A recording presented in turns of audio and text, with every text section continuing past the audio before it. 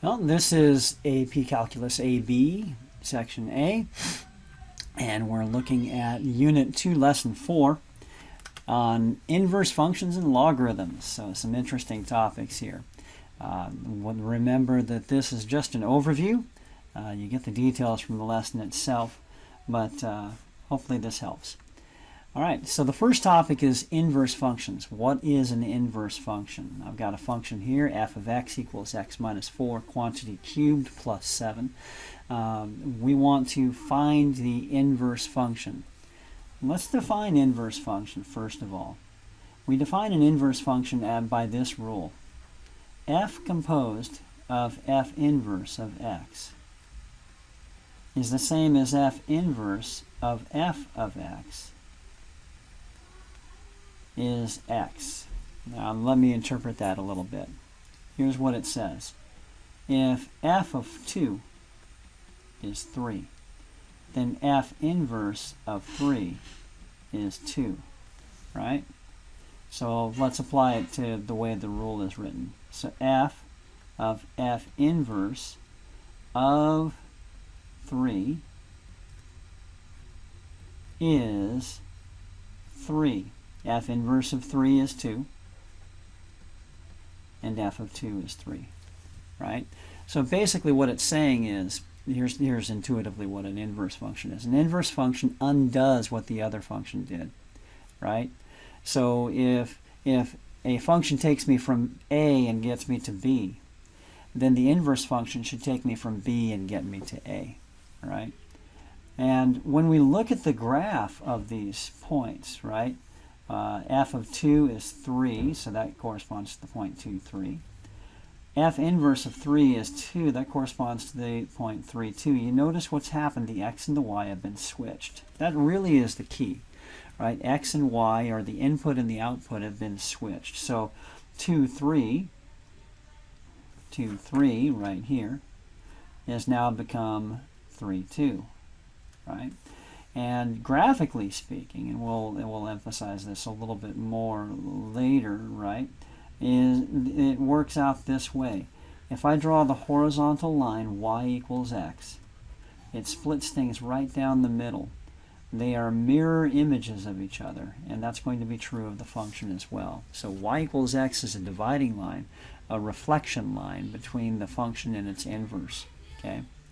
So let's think about the inverse of f of x equals x minus 4 cubed plus 7. There's an intuitive approach, and then there's an algebraic approach. I like the intuitive approach because it really demonstrates understanding of what an inverse is and does. An inverse function does the opposite or inverse operations in reverse order. It's much the same as the steps you use to solve an equation. When you solve an equation, remember, you do PEMDAS, order of operations, backwards. You get rid of addition and subtraction before you get rid of multiplication and division, for example.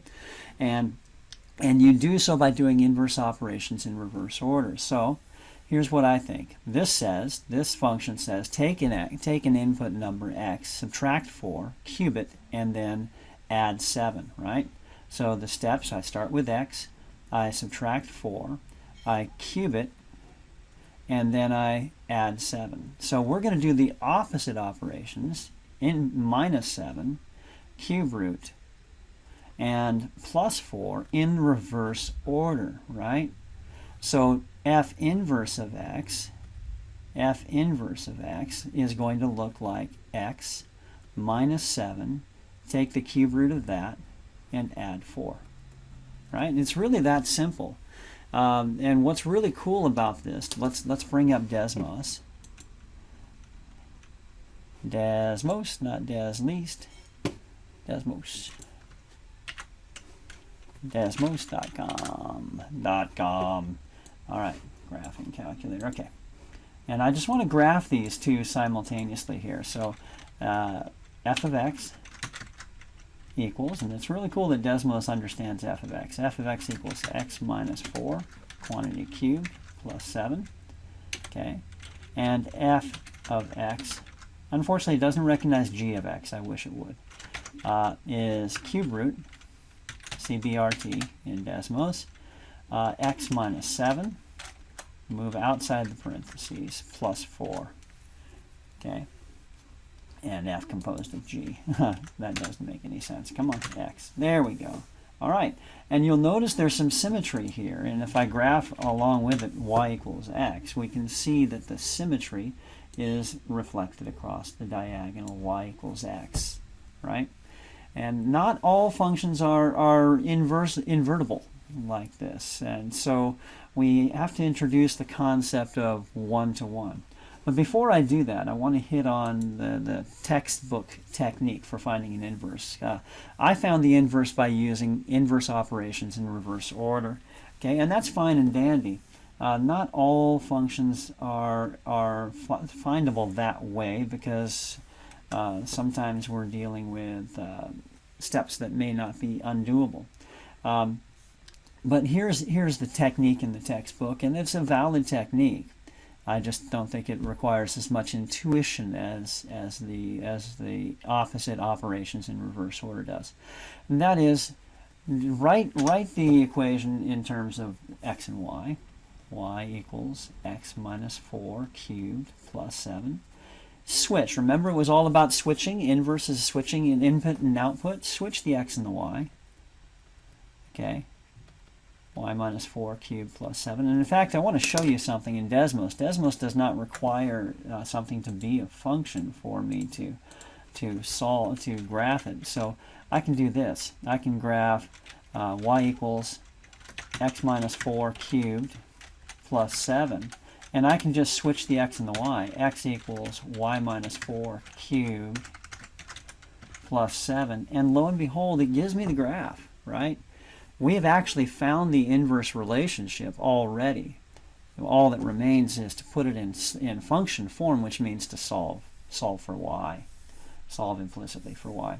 So we're going to solve for y. We're going to subtract 7. And notice what we were talking about. The steps for solving an equation are the opposite operations in the reverse order. So it makes sense that that would come out this way.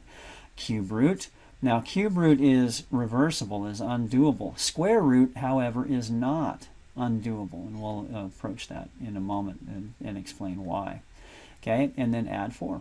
And lo and behold, cube root x minus 7 plus 4 equals y. So f inverse of x equals, I'm going to write it 4 plus cube root.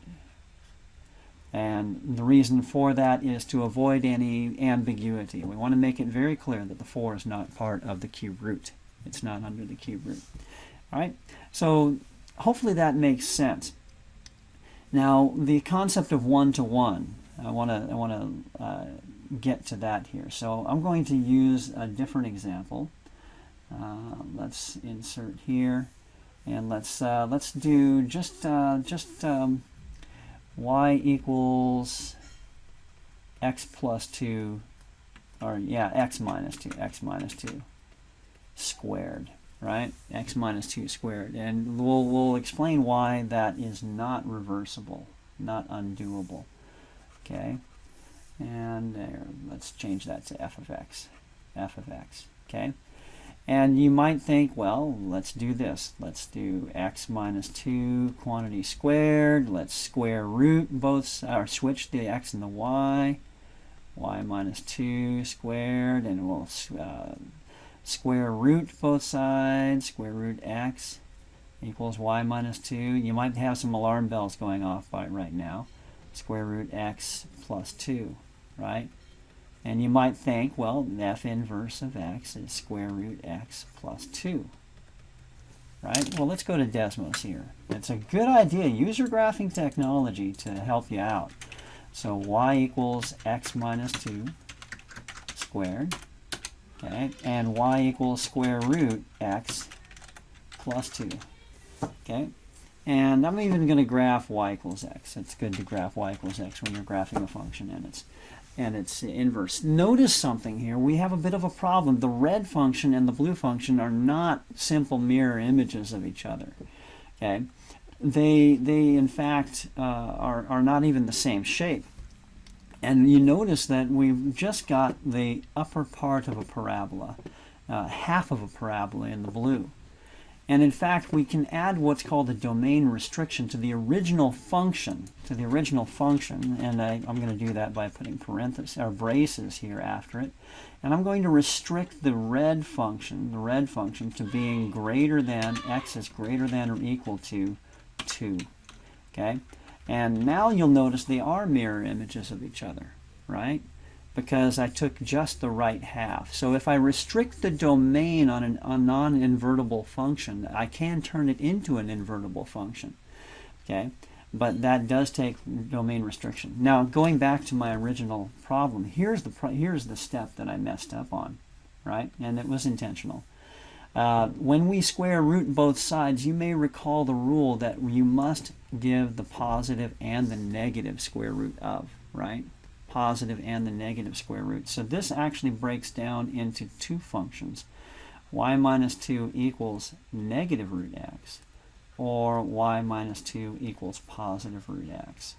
And so what we end up with here is that if I were to try to represent f of x equals x minus 2 squared as a proper inverse, it would take two separate functions to do so, right?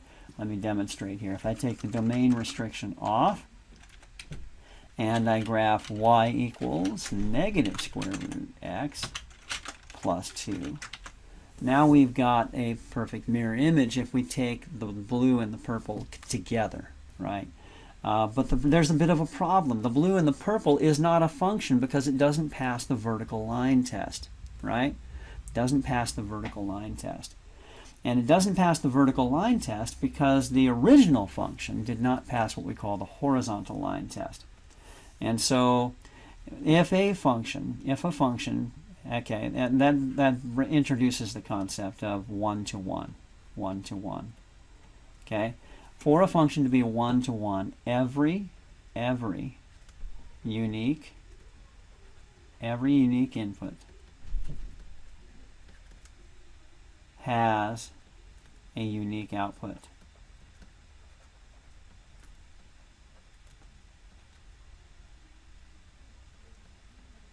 Okay?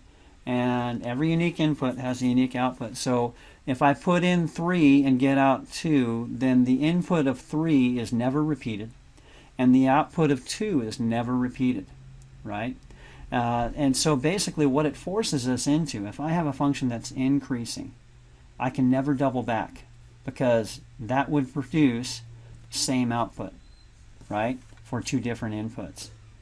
Every input has a unique output, and we can't have, and actually I should take the word unique out of this one right here. Every input has a unique output, okay? And so I can never get the same output again. So when I sketch this function, when I sketch this one-to-one function, if I'm going up, I must constantly go up. If I start out going down, I must constantly go down, okay? And that's the idea of one-to-one. And we graphically, we understand it as, first of all, it passes the vertical line test. No vertical line can touch more than once because it's a function. But it also passes the horizontal line test. That is, a horizontal line can never touch more than once, right? And so that's the idea of one-to-one. So for a function to be invertible, for us to be able to find the inverse of a function, the function must be one-to-one. That is, it must pass the horizontal line test as well as the vertical line test. All right, the last concept here, where this is going a little long here, longer than I like, is this. Let's go grab, my slides are a little out of order here. Here we go. Yeah, logs. Logs are really kind of tricky, and it's something that a lot of people struggle with.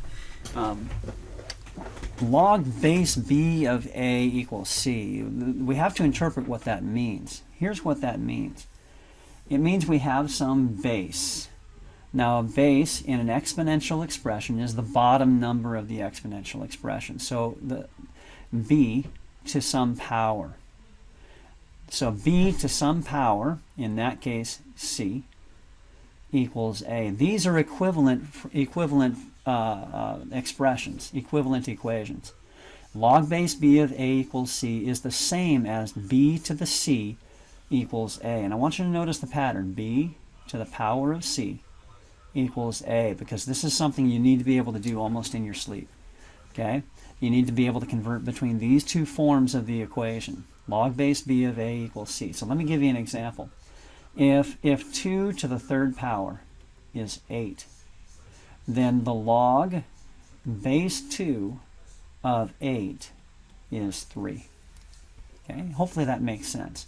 Log base 2 of 8 equals 3 because 2 to the third power is 8. So you can use that idea to evaluate logarithms, right, in your head. So let's say log base 3 of 27.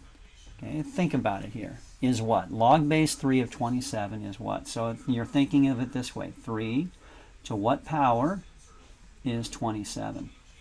3 to what power is 27? Well, 3 squared is 9. 9 times 3 is 27. So 3 to the third power is 27. Therefore, log base 3 of 27 is 3. Okay? And the cool thing about logarithms is when we do bases, exponential functions, y equals a to the x, then the inverse of that is the inverse, actually, let's do f of x here. Keep consistent, use function notation. F of x equals a to the x. Then the inverse of that, f inverse of x, is log base a of x, right? Log base a of x is the inverse. Let me show you an example in Desmos, all right? Boom, boom, boom, boom. All right, got to have sound effects. All right, so let's say we have y equals 2 to the x, okay? And now I'm going to say y equals log base 2, so subscript is shift underline, log base 2 of x. And look at what we're talking about here, graph y equals x. You can see they're inverse functions, right? One undoes the other, right? So if I were to say f of f inverse of x, if I were to say a to the power of log base a of x, that equals x, right? The a to the log base a undoes each other. They're opposite or inverse operations. The same is true in the other direction. F inverse of f of x equals f inverse, so log base a of a to the x is x. Log base a and a to the x are inverse operations and they undo each other, right? You end up with the same starting point. And this can be used to solve equations. And so let's jump to an example of solving an equation, an exponential equation using logarithms. So here we have 2 times the quantity e to the 4x minus 3 divided by e to the x minus 2, closed quantity, minus 7 equals 13, right? And you might think, well, this is going to be kind of tricky because there's 2 x's here. But actually, we can use the rules of exponents. If I have the same base to a power, we just use the quotient rule for exponents here. And that is, we write e to the 4x minus 3 minus x minus 2. We subtract the exponents when we have the same base, right? And so let's simplify that. E to the 4x minus x is 3x. Negative 3 minus negative 2 is negative 3 plus 2, so negative 1. So this is all this is here. Okay? But now let's undo. Let's undo here as we go. So peel off the layers of the onion, work backwards, add 7 to both sides. 2e to the 3x minus 1 equals 20. Divide 2, e to the 3x minus 1 equals 10. Okay, now we're down to a point where we have an exponential. Okay, now there's a couple of ways to do this. One, we could well, it's an exponential, right? We can rewrite this. We can say log base e, and I'll write it log base e. There's another way to write it here in a moment. Log base e of 10 equals 3x minus 1, and that would be a perfectly valid way to do it. Okay, however, there's another way here. We can simply do this. We can take the log base e of both sides. Log base e of e to the 3x minus 1, 3x minus 1, equals log base e of 10. And the log base e and e to the power of our inverse operations, they undo each other. We end up with 3x minus 1 equals log base e of 10.